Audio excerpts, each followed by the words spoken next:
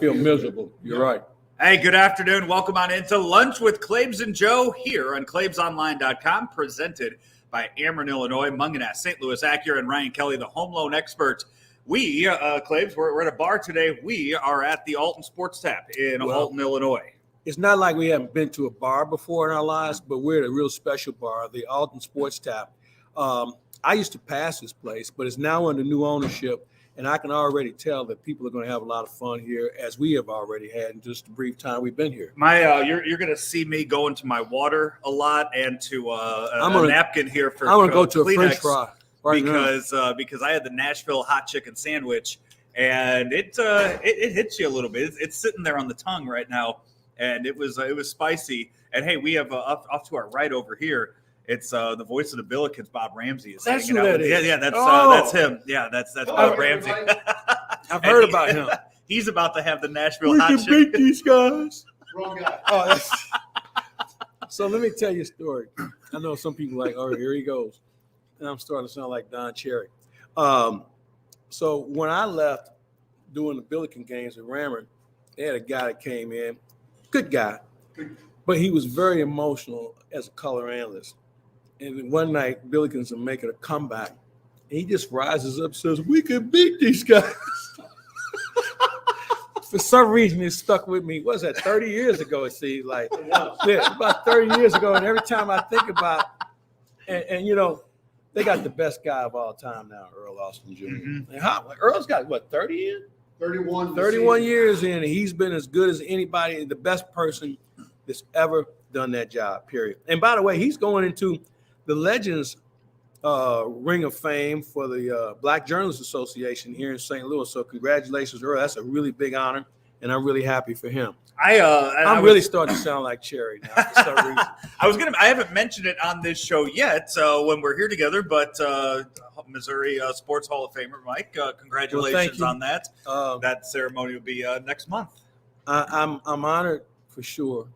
And because of this guy over here, Bob Ramsey, working with people like him, and just, I'm blessed because not only did I work with him and I learned from him, but he's my best friend. So I got the Triple Crown working for me. But it was a real honor. And I don't even know if I've told you this story. We're on a road trip. We're in Milwaukee. And I get the call. And I thought the guy was kidding. And then when I realized he was serious, I was numb. I didn't have anything to say. So he told me, hey, we're going to make an announcement on the 29th and whatever. And I was like, okay. So he said, well, you can tell your family and friends. I said, hey, cool. Call my girlfriend. She doesn't answer. Call my daughter. She said, I'll call you right back. Call my other daughter. She don't even answer. Call my daughter's mother. She's in a meeting. I'm going down the list and nobody. So now, I call. I said, I know there's one person I can call and they'll answer. The front desk. I call the front desk. Please stand by. Shit. So now I'm just sitting there like this in the room, and I walk out of the room, and there's John Rooney. He's upset because his dry cleaning hadn't come. And I just put my arms around him. He thought I was trying to calm him down. I said, no, I got something I want to tell you. He said, yeah, I know, calm down. I said, no, I'm going to the Hall of Fame. So he was the first person to know because nobody else answered the phone. Hey, we will be out here for the next hour or so. Rammer and I are going to do daily cards after. I'm after anxious this to hear that today. So we'll talk about that. The hot chicken sandwich. I didn't realize. So I have the owner here, Dan King. I've known him since I think we went to St. Ambrose together over in Godfrey, Illinois. Nice Protestant school. Yeah, Catholic school. Okay. Yeah. So we went there. Ram, you get the fish.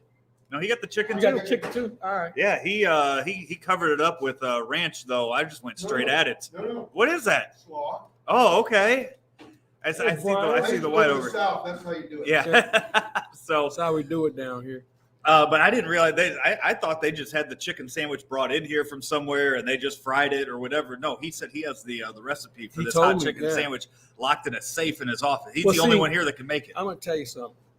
I'm a guy I'm like Paulie in the Sopranos. I don't write nothing down.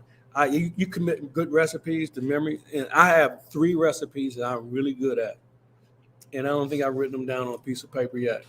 I'm not a recipe guy. Yeah, but see, recipes as the cooking show now begins here on Claibs Online. It's Cardinals Recipe is offseason. What all else we about got? feel and touch, about ingredients, how much to put in, how much to take back. And then you look at your crowd if you're cooking for somebody. So like my girlfriend is not a big garlic or onions person. So she gets her own separate pile of whatever I'm making. But it's all about feel on that particular day and what you're seasoning and what you're doing. So I'm a guy, not like what you see on the Three Stooges when they're cooking the turkey, separate, can of peas or separate 2 eggs. But one of those deals, hey, we have a laugh audience today. That's good. One of those deals where you have a feel for how you're going to cook. So that's how I do it. But I don't think I've ever written. Now I have cookbooks, but I've never written down a recipe. So I will see something and I will go, you know what? That looks good. How can I make it better? And I'll just go in there and I'll try to make it. I'll try to just make something like that. That's so you know how I make everything better? Add garlic. You see, most mine are hit and miss. There's a lot. I've thrown away a lot of meals in my day. So I'll just take a bite of it and go, well, okay. I think garlic goes with anything. So the other night, Tommy Fan was in town, and we went to dinner, and he ordered a steak. He said, I like some chopped garlic or minced garlic. And I thought I was the only guy that liked it. And so somebody else saw it. George Dury, George saw it. He got one. Hey, I'm telling you, man, garlic works with everything. I don't put it on scrambled eggs, though. That doesn't sound good at all. Hey, I guess we should probably get into the sports talk, huh? This is a sports and entertainment website that you just created. Finished entertaining, so I guess we'll go to sports. About an hour ago, Mike Shildt held his press conference last week. The shocking news of his dismissal from the organization due to philosophical differences. And today, Mike Shildt, first it was going to be a statement, then it was going to be a press conference, and then it was just a Zoom statement. It was always a statement. I don't know where anybody got press conference. I think because they thought it was going to be on Zoom and he was going to take questions, which I would have been against. Frank got excited. I think Frank had a list of questions. I think the two guys are rubbing their hands together with Frank and Derek Gould. They thought this was going to be their opportunity. But as we talked the day it happened, you and Rammer and myself, you kind of step back now that you've had a chance to let it breathe a little bit. It's still an unfortunate situation. It didn't have to happen. Philosophical differences, you can put what you want on it. I think, and I was out a lot this weekend, the 3 words I heard most, what really happened. And out of respect to Mike and John, I'm not going to go there in this forum because, it's such it's unfortunate is what it was. When you look back on it, you had a guy that had done everything for the organization, but the organization wanted it done differently, and he wasn't on that page, and they decided, well, okay, let's go in a different direction. And that's cool. Those things happen. But I thought today Mike put a nice bow on his career here in St. Louis. I wish him nothing but the best. I know that people will want to put him in the next manager's job. But, maybe sometimes you might have to step back. Now, I say that, and I know the San Diego job is out there. Everybody says, you got to go to San Diego. They got a lot of players, and they do have a good team. Yeah. And maybe he could galvanize those guys. But when you've just gone through what you went through, to pick it up and try and tackle something like this where the expectations are going to even be higher, I don't know. Now, you flip the coin and say, all right, that's San Diego, or I could sit out some time and take over a really bad team, which you don't want to do. Yeah. Especially when you hit 50, there are things you say, I don't want to do that anymore. So to inherit a team with a bad owner or a bad GM or a bad personnel, that doesn't float his boat. I was going to say, it doesn't, him a lot better than I do. He doesn't strike me as one that wants a project. He doesn't want to have to build something from the ground up and sit around. And he has been part of the Cardinals organization for 18 years. Yeah. And the last 18 years in the Cardinals organization, it's been very, very successful. Why would you want to go somewhere like a Pittsburgh or a Baltimore and start with that and have to sit there and just lose your hair over it night after night watching bad baseball? and knowing that ownership has no idea what they want to do or how to get it done. So Mike Shildt's going to be okay. I wish him nothing but the best. He is a good friend, and I hated to see it happen. And I hated for the Cardinals to do it because I have friends on that side of the fence too. But you know what? We'll figure it out. We'll move on. I think the next big question is who's going to be the next manager and what's going to be expected of him. And I've heard names. I meant to bring my envelope over here and talk about it. I think I told you. I told Rammer the names that I think are going to be heavily considered, if not hired. Now, these are the ones you think will be hired? I think these are the guys that I think should be considered. Okay. And then, you know what? I should probably do another envelope. I'm going to do one that should be considered, and I should do one that should be hired or could be hired. So I got to do another envelope. So how similar do you think the Mike Claiborne envelope looks from the Bill DeWitt Jr. envelope? I think we're going to have a couple of names on there. I think the other thing is you're going to have some names on there for just aesthetics, okay? Mm-hmm. He's not going to get the job, but we got to include him. It's like when you're recruiting, you're being recruited, and while Old State U wants you, and you ain't going there, you say, well, they were on the list. Mm-hmm. Yeah, they were on the list. I wasn't going to. They were on my list, but I was always going to go to East Toenail Wesleyan over Old State U. So from a political standpoint and just making it look good on the surface, there are going to be names on there that we all think, oh, yeah, he should be on it. Yeah. And he was never in contention. A name that I think kind of fits that I don't think I think it's past that time would be a guy like Jose Oquendo, where it seems like over the past years, he has been very happy with his role down in Jupiter, working with young players, popping into St. Louis every now and then. It feels like that window for him to be the manager of the Cardinals or anywhere maybe has passed, and he's happy where he is right now. I think that's a good point you make. I think it'd be like George Kissel. George Kissel was one of the most valuable people ever to be in the Cardinal organization, but he was never a manager.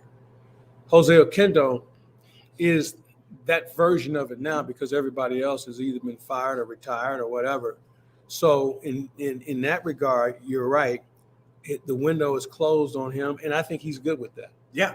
I think Jose Oquendo will be better known to have his fingerprints on the development of so many good young Cardinal players over the next few years. That's a better role than being a guy that was hamstrung in managing because he looked at the game differently than management does. And that's the thing that I would say would hold him back. Old school is Jose Oquendo. New school is what you see in how the game is played today and managed today. And those two are completely different. So now as we sit here, I believe it was said last week, they're looking at a target date of mid-November to have that next manager in place. What do you think the timeline of that looks like? When do interviews start after the World Series? I think they've already started.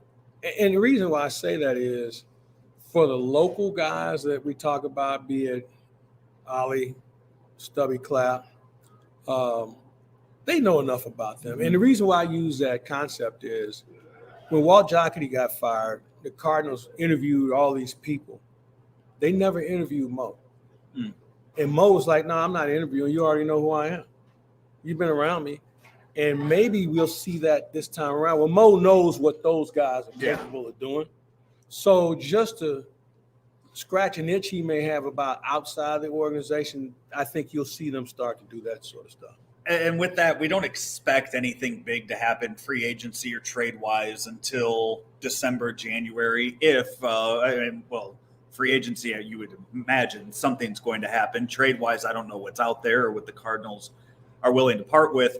How important is that next manager to potential free agents? I think it's very important. I think it's going to be a collective effort. The manager's name is going to be important because I'm going to say that maybe those free agents may not know him, but I think it's also important for the players. the Arenados and the Goldschmidts and people like that to get involved and say, hey, look, we need you to make a phone call to this guy. You know him, you know somebody who knows him.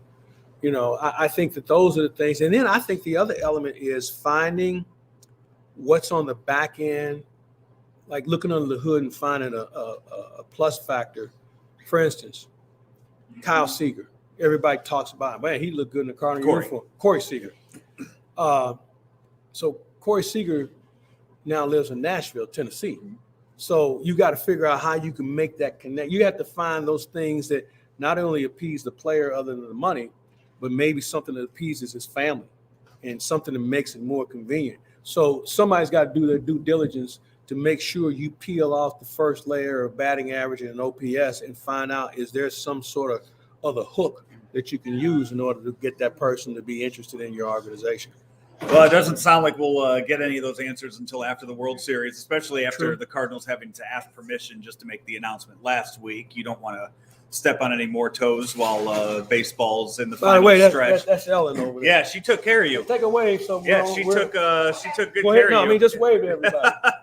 Just wave to everybody. See, there she is right there. All right, go ahead.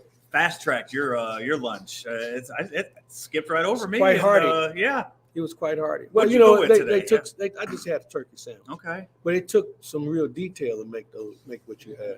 Yeah, and they had to go get the recipe out of the safe and get the chicken out the hoop, out the chicken coop, defeather him and everything else. So we got 4 teams left in baseball right now. Here, as you're watching the lunch show, we are live at the Alton Sports Tap here in Alton, Illinois. Next week we'll be back here in Alton. We'll be right down the road at Munganass Alton Toyota. We'll go see Jamie. So I got an idea. We'll swing by here and pick up some lunch. Take it over to Jamie and the boys. That's fine with me. We'll do that. All right. Yeah, that sounds good. We'll get that all set up. Red Sox, Astros tied at 1 apiece. Braves, Dodgers, that's the surprise to me. The Braves-Dodgers series is the surprise to me where the standings are right now. If you watch those 2 games, maybe not much of a surprise as how they went. I fully expected Red Sox, Astros to go 7 with those and to be offensive heavy 7 games in that. The script's kind of flipped as to what I thought was going to happen between Braves and Dodgers. But first off, let's go to the American League. They played tonight, Game 3. What are your thoughts on what you've seen so far? I think Houston will come back tonight. I think when you watch postseason play, seldom do you see a team get blown out or like we saw Houston. Now the score says 9-5, but it was never that close. No. So I look at Houston to come in and do some things right, and I still think they're the best team. Both of them are a little pitching thin right now. And this comes down to managing. And you talk about young and old, Joey Cora or Alex Cora and Dusty, 2 interesting minds when it comes to the game. And I think it's going to be a manager's decision that's going to decide this series. I still like Houston, but everybody's a little nicked up and banged up, and the pitching, as I mentioned, is a little thin. But I think that's going to be a very entertaining series. Now, I want to go back to what you said about the Dodgers and Atlanta. That's the way it used to be. Home team wins the first 2 because, the series aren't decided until you play the 3rd game. And so now the Dodgers will go back to their place, and that's a tough place to win. Were they undefeated at home? They were 9-0 before they played us at home. So they're on a hot streak. So I'm looking forward to these games being even ratcheted up more. But I will say this. I think we've seen some really good postseason baseball, starting with our series against the Dodgers. And that Giants-Dodgers series was fascinating. And I'm going to tell you why it was fascinating for me. Tommy Pham, former Cardinals, in town, and he and some other friends went out, and we wanted to watch the game. And he sat around us, and to listen to him predict this and how this is working and how that works was fast. He made that game even more exciting to watch because of his insight. And if he ever wanted to be an analyst, somebody's going to be out of a job because he's got to figure it out. And it was truly the environment of a bunch of guys sitting around. You know how we always talk about, man, it's so much fun when they're sitting around on the couch just shooting the breeze. This is how it was with him. And, I make a living talking about baseball. He makes a living playing it. But he could make my living talking about it as well, as good as he was. and he just made that series even more exciting to watch. The unfortunate thing about it was how the game ended on a check swing or the alleged check swing that I think most free-minded thinking people would tell you that wasn't a check swing. How do you fix that? You don't. I mean, it's one of the flaws of the game. You can't go replay. Exactly. To end a game, you can't sit there and go and analyze that in the New York office for 5 minutes, especially for the final pitch of the game, and then come out there and do it again. You can't change the rules of the game because it's postseason. Just like putting umpires on the line. You mean to tell me that an umpire on the line in a game in July where a game is on the line isn't as important? You know, considering the fact that all these games are important if it's fair or foul. And I always go back to the game in which really kind of created instant replay was the ball that was hit when who threw the no-hitter, Bob, for the Nets? I mean the Mets. Change up. Santana. Yeah, Santana. When Adrian Johnson kicked that call. Yeah. And that's when all hell broke loose. Hey, we got to get this fixed. So I just think if you're going to be consistent with rules, be consistent no matter what day of calendar it is. So the reason when I look at that series, I thought the Dodgers' strong point was they have a lot of stars, but I thought their pitching was going to give them that early advantage. And then they go with the bullpen game in game one, and then Scherzer can't get out of the fifth yesterday, and that has completely just flipped what you've seen out of those first two games. And then they went with Urias out of the bullpen yesterday too, which surprised me. And then he gets hit. So now what do you? They have the day off today, but moving forward, it's a mess right now. Here's something that nobody's talking about. This is the first time all these guys have gone this long into a season, considering how short last year was. Yeah. And some guys, aren't long enough or strong enough. And I really think that's something that's having more of an impact because you took a whole year off away from being able to be part of a 162 plus game season. And now every pitch is a high leverage pitch.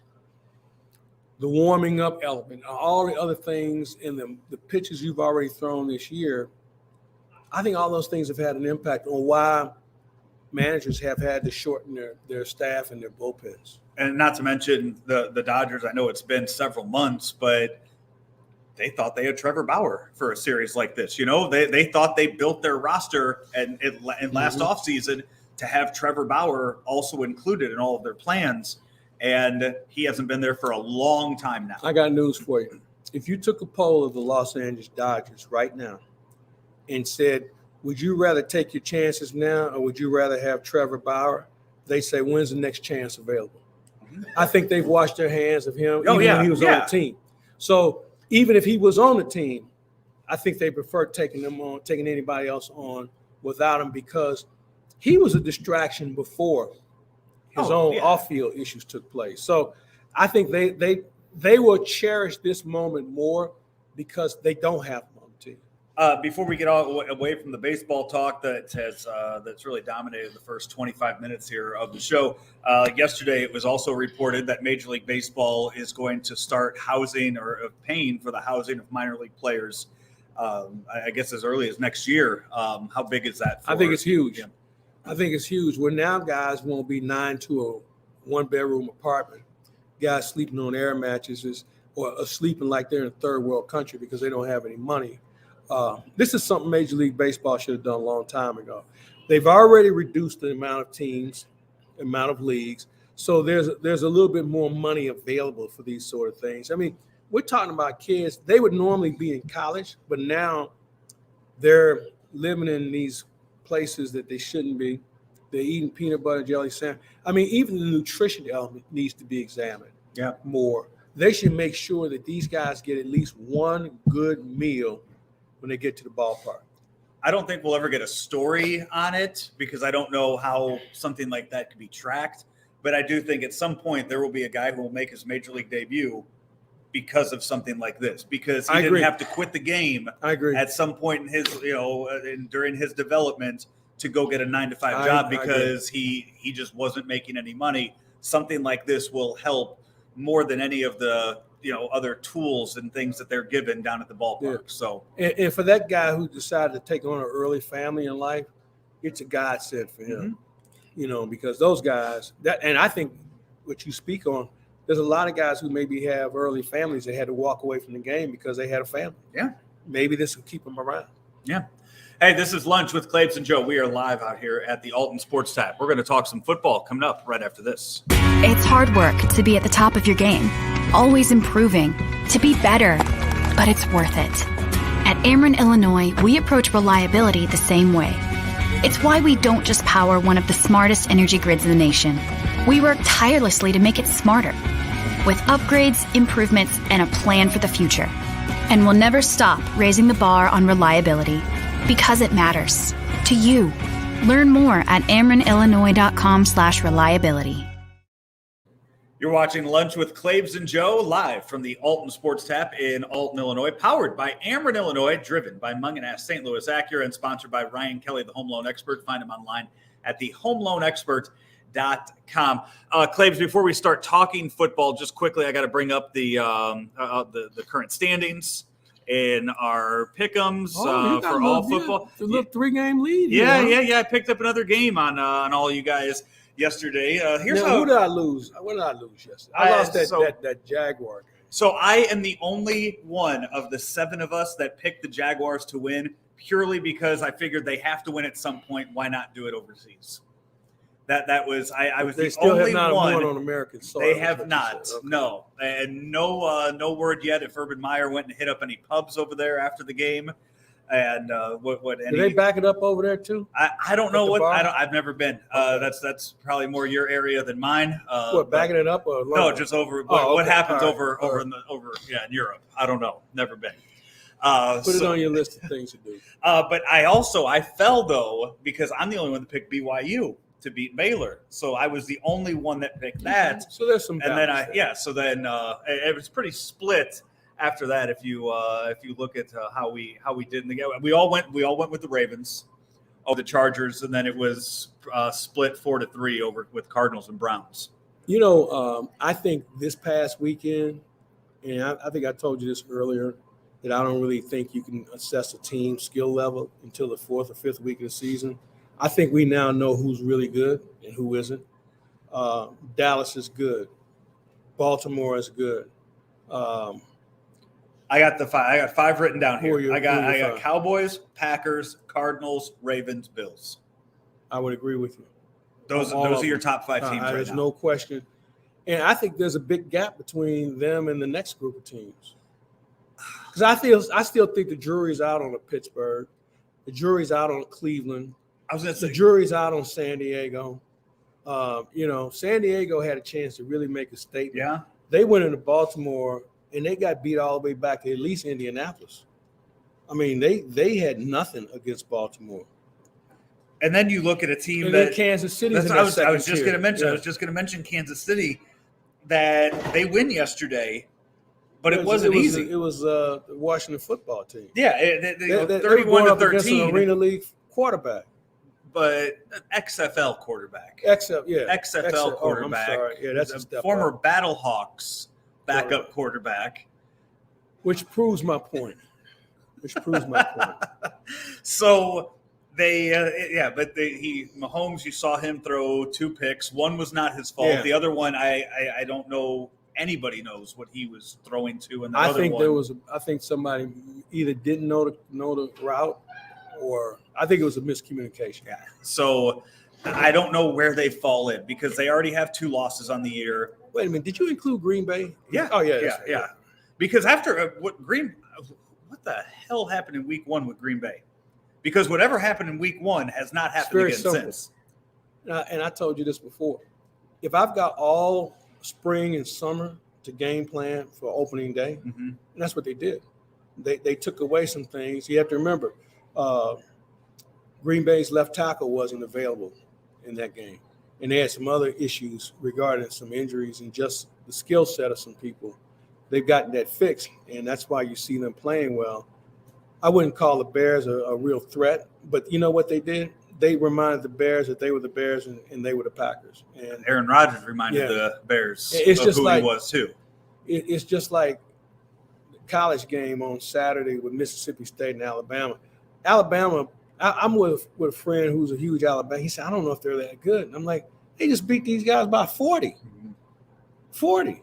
You know how hard it is to score 40 points in a game? I don't care what level it is. If you're playing Mizzou, it's not that, right. it's not that difficult if you're bit taking on the different, Tigers. And once again, you saw that defense. It wasn't good again this past Saturday. Man. But you have to respect Eli Drinkwitz after the game, kind of owning up to it and going up in front of the microphone and saying, you know what? Maybe I got them too excited. I haven't done enough here. Maybe we need to kind of revisit what my role is here. I commend him for saying it, but if there was anyone that was ever speaking the obvious, it was him. But you don't get that. I mean, with college coaches and their egos, you don't hear that a whole lot. True. Yeah, you're right about that. But he knows what he's got to do. And he kept saying, we got to recruit. And I'm glad he didn't limit it to just a position. He needs help in the line, obviously a different defense, not coach, but just a different defensive personality. And I think it goes to show you how competitive this SEC really is. So this week, you talk about recruiting is huge for Mizzou. Is it? You really think so? And this is one of I think when you look at some of the big recruits that they've had in the past, Luther Burden seems to be a big milestone if they can land him. There's no doubt that he would be a huge plus for them. Yes. He doesn't turn them into a top 25 team the second he steps on the campus, but it would be a huge win, especially when right now the number one competition for that is Georgia. Well, I was on with Frank this morning, and I think Missouri is going to get the silver medal on this one. I don't see how Missouri can get this guy to come play there. And I want him to go there, okay? But you can't give me enough reasons on why it makes sense. I think, depending on how much NIL money he has coming his way, to go to Mizzou instead of going down to Athens. It's already been established that maybe the old boys in Georgia, who've been at this a lot longer than the old boys in Columbia, I think they can spend as much as they need to. But I think the money in Georgia is getting spread out amongst a lot of current players and recruits coming in, to where who's going to Mizzou right now that they're looking at. And Did you see how many people showed up at the Georgia 92,000. Okay. How many showed up at Mizzou? It was under 50, right? I would imagine. I would if they're. I know there's probably better stuff to do in Columbia, Missouri, in October after Saturday afternoon. You've never been to Athens, Georgia, have you? I haven't, but okay. I'm just saying. If you ever went to Athens, Georgia, on a Saturday afternoon, you would have never said that. Trust me. I just think that it's the bastion instead of going of and watching college sports. Athens, Georgia, Tuscaloosa, Oxford, Mississippi, Gainesville. That's the SEC at its best. Period. There's nothing close to what they can do in Columbia. You can grow all the hedges you want around your football field. It's nothing close to what they can provide compared to Athens, Georgia. Do you think Luther Burden knows where he's going? Yes.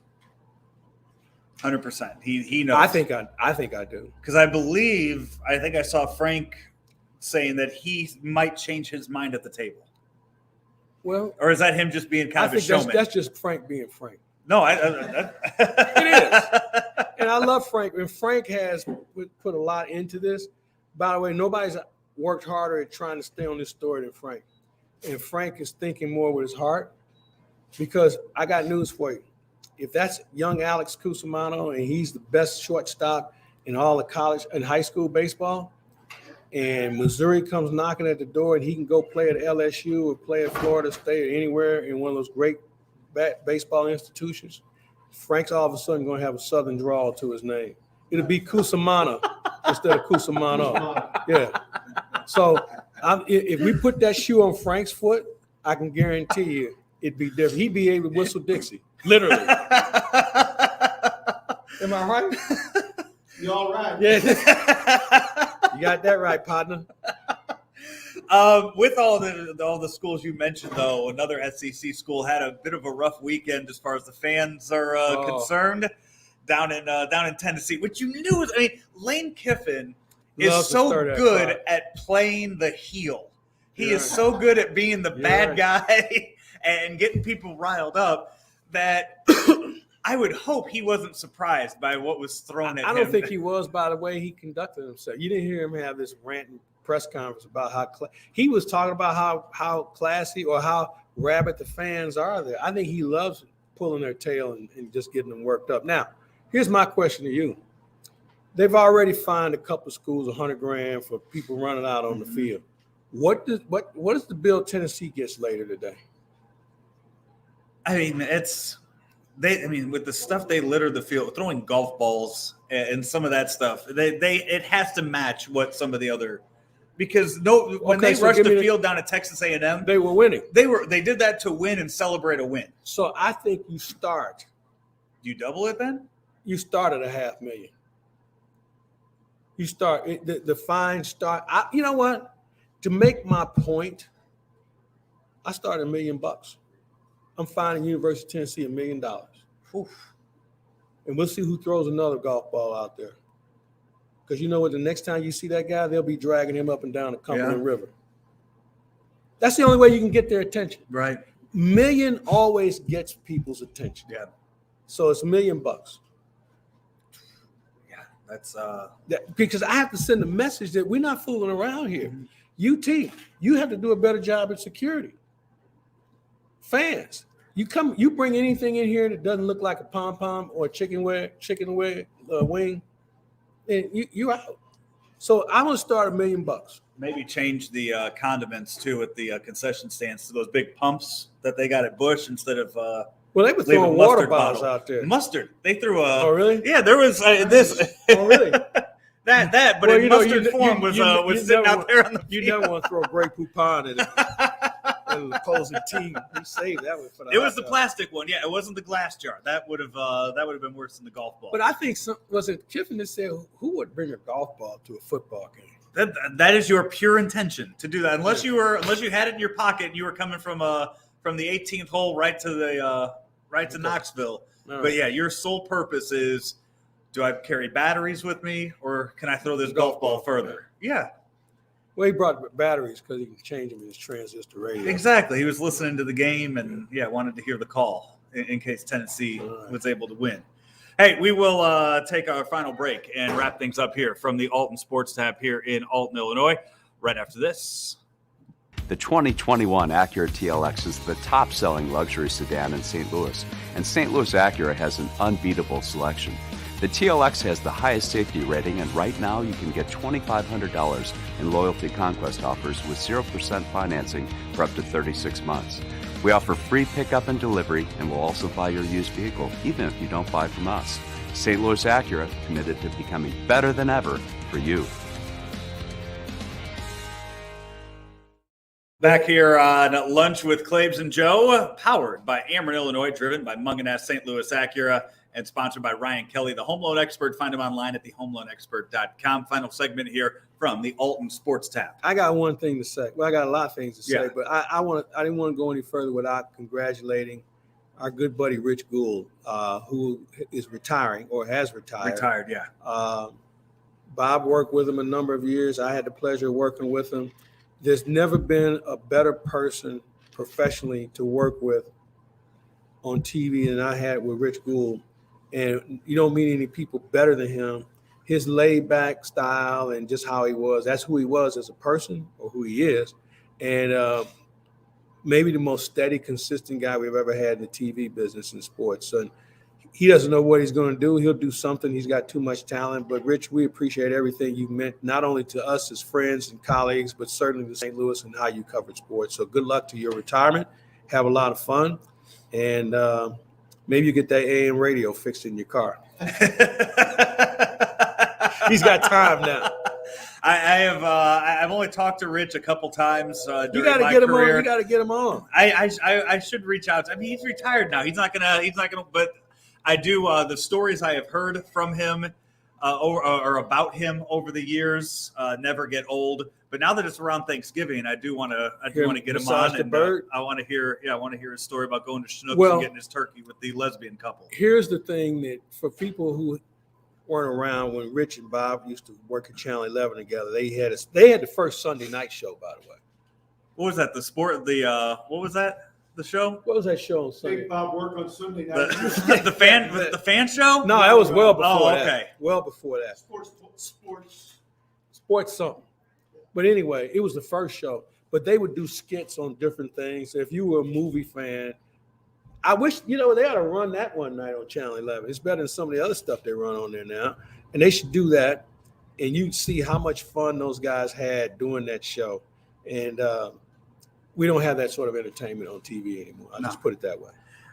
Blues started their season this past week. I didn't get a chance to catch the game. I watched the opening game. What are your thoughts on the team that you saw? Well, they played a team that was a little light.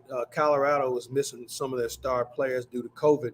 But I thought the Blues accounted for themselves well. A little shaky at the end. But I commend Braden Shen. Everybody remembers the hit that Kadri put on Falk last year in the playoffs, knocked him out, and Kadri got an 8-game suspension. 40 seconds into the game, Shen comes over the board. I think he had the third shift, and he told Kadri, let's go. And they had a little joust. Nobody got hurt. But the fact that he wanted to send that message early, and, Shen's done that with Colorado before.